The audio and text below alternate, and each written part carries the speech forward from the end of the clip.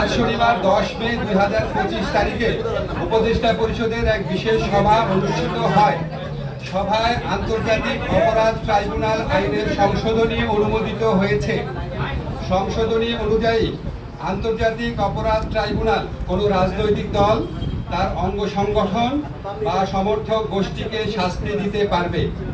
উপদেষ্টা পরিষদের বৈঠকে আন্তর্জাতিক অপরাধ ট্রাইব্যুনালে বাংলাদেশের আওয়ামী লীগ ও তার নেতাদের বিচার কার্য সম্পন্ন না হওয়া পর্যন্ত দেশের নিরাপত্তা ও সার্বভৌমত্ব রক্ষা, জুলাই আন্দোলনের নেতাকর্মীদের নিরাপত্তা এবং আন্তর্জাতিক অপরাধ ট্রাইব্যুনালের বাদী ও সাক্ষীদের সুরক্ষার জন্য সন্ত্রাস বিরোধী আইনের অধীনে সাইবার স্পেস সহ আওয়ামী লীগের যাবতীয় কার্যক্রম নিষিদ্ধ করার সিদ্ধান্ত গ্রহণ করা হয়েছে।